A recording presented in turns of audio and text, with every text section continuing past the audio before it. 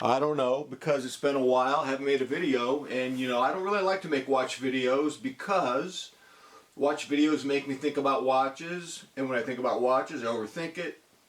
Takes all the fun out of the game. I'm better off not thinking about watches too much. You know that about me. You know that about yourself.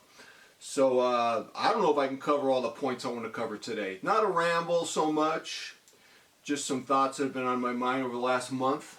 This is a Seiko SLA 055. It's on the Black Chaffle, which is Strapcode's variation of a waffle. They call it a chaffle, a chaffle, rhyming with waffle. I don't know. Is that a joke they did over at headquarters, Strapcode headquarters? I don't know. Let's call it a chaffle. What are you going to call it, a raffle? What are you going to do? So, I like this on black. Every now and then I get this weird itch. I put it on an orange isoframe, which I go, oh my God, this is the greatest strap ever. And then, after 3 days, I freak out. I look at the orange, I go, dude, this is obnoxious. This is a giant orange popsicle. You got the orange popsicle effect going on. You're going to eat your watch while you're driving home from Trader Joe's, bro. You're going to eat it. Stop it. So I took it off the orange isoframe yesterday after coming home from Trader Joe's. Almost ate the watch off my wrist. Thought it was an orange popsicle. Put it on black. Felt less anxious. Yes, a lot of anxiety management over watches. And so this watch, it had a pretty disruptive effect on my collection. One point, I had all my watches on straps. I can do straps, which is bracelets a little tougher with me. I feel like I'm going to scratch up the watch, so I'm a little tough, a little freaked out by that. But on Super Bowl Sunday, I knew the mall would be slow. I went to Watch City. I talked to Matt for a while. He was happy to see me. Go, dude, I thought you were mad at me. I'm not mad at you, man. I've not been around because I've been doing my own strap swaps. But I need you, Matt, to do the bracelet. So he put the bracelet on my Tuna, my Willard, and my 3rd Gen Monster. And they're on there now. It's so funny. They look good on the bracelet, but I don't know what's gotten into me. Ladies and gentlemen, I kind of miss the straps on those. I might take off the bracelets. The Tuna looks so good on a bracelet, but I don't know why. I feel more connected to it when it's on the Darth Vader Seiko black strap. Go figure, man. It's inexplicable. It's a mystery wrapped in the enigma of a whatever. Can't remember what Winston Churchill said. But a puzzle, I don't know. So, I don't know. I think straps are a symbol of freedom and anti-bling and an absence of vanity, which of course is a complete fantasy. It's more of an idea. It's more of a chimera than a real thing. But I wouldn't be surprised if I have those watches back on straps. Here's the other thing. My Captain Willard. It's so funny. I think it looks better on the bracelet. But I don't know. I felt more connected to it when it was on this Black Chaffle or my Black Borealis isoframe stock. I don't know. And then, I started thinking maybe I should just sell the Willard. But I like the style. I like the comfort of it. But then, compared to this SLA, I don't know. What's the point? What's the point? Willard's like a $500 watch to me, and yet they go for about double that. You know that. You know they go for double. And you guys aren't in love with the movement either. I've done some reading on the movement. The movement's not much different than the previous one, the 6R15. Now it's a 6R35. I don't know. The new one has more power reserve. I don't know. I remember back in the days, a decade ago, people were in love with Seiko movements. They're bulletproof, man. And now I'm getting more complaints about them. I don't know. I'm getting more complaints. So what other thoughts I have? Yeah, my tolerance for big collections continues to shrink. I have 5 watches. So I gave my brother, Brian, I gave him my Seiko SPB 147 with a cappuccino dial and the gilt thing going on. He loves it. He wears it every day. He has a 1967 Tudor called the Prince Oyster Submariner. It needs some work on it. It's got a plexiglass crystal. It's scratched. I think the dealer wanted to charge him $1,200. I said, dude, don't do that.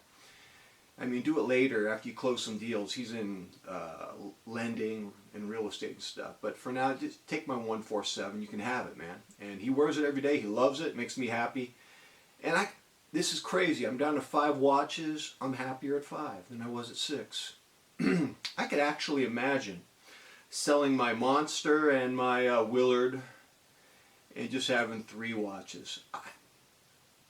Part of me wants to just have this on this black Chaffle, or I have a SLA 021 strap coming for it, which has the fat spring bars, 2.5. These are 1.78. I kind of like the fat spring bars, gives me more secure feeling. And the thing is, I can just alternate between these two. This dresses it up more, this Chaffle, and the SLA 021 strap is more of a sport style. It's pretty comfortable too. A little more. This is slightly rigid, and I don't know, kind of shiny, high gloss. It dresses it up all right. It's fine.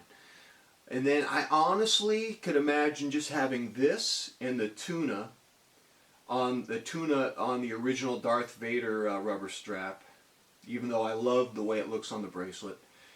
And honestly, the build quality of those 2 Seikos is so good, I don't even know if I need to wear other watches. I don't even think I can be happy with watch collections of not bonding with just 1 or 2 watches. That's just me. A lot of you are like me.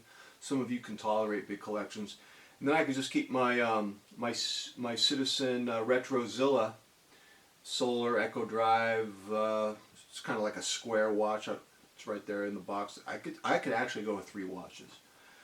And would I buy another SLA watch? Well, they are treasures. Having these are treasures. These are like Grand Seikos for half the price of a Grand Seiko. So but I don't even think I could tolerate another SLA. It might push me over the abyss.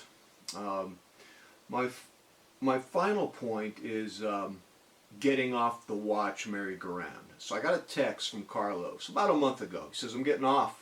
He didn't use the language merry-go-round. He says, I'm selling my Seikos. You know, he had some $1,000 Seikos. He had the 143 and the Willard. And he realized something. You know, he was on a merry-go-round flipping these $1,000 Seikos, and they were doing something to his ability to appreciate his 2 prized Swiss luxury watches, a Rolex Sub and a Breitling Super Ocean 42. And, you know, he sent me photos of them. They're amazing. And I think for about 4 years, I'm not sure how many years it was exactly, he was distracted from these 2 beautiful watches that he already had in his collection by getting on the Seiko merry-go-round. And he texted me, he says, all I need is my Rolex Sub, my Breitling Super Ocean, and a G-Shock. Done.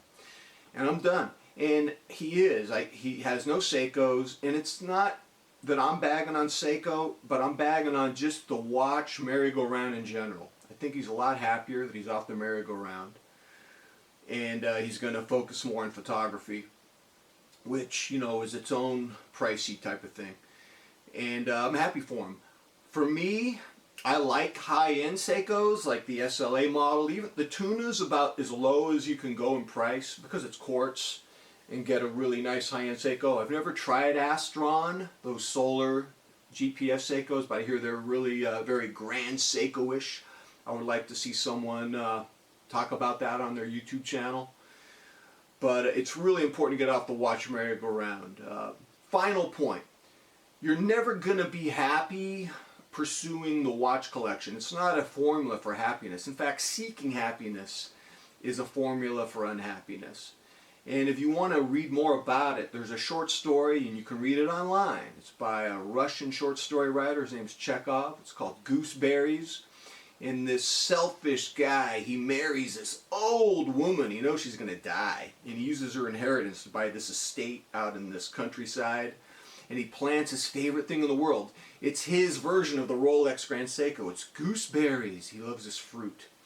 And every night, he's all by himself with this fat dog. He and his dog grow fat together, and he eats gooseberries. He goes, look how happy I am. Look how happy I am. Then you realize he's not really happy. He's just this lonely guy.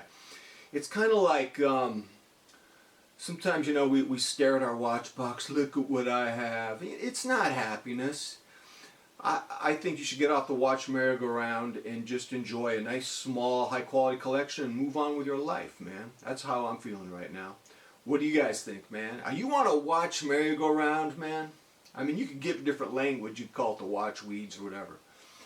But I'm glad Carlos got off the watch merry-go-round.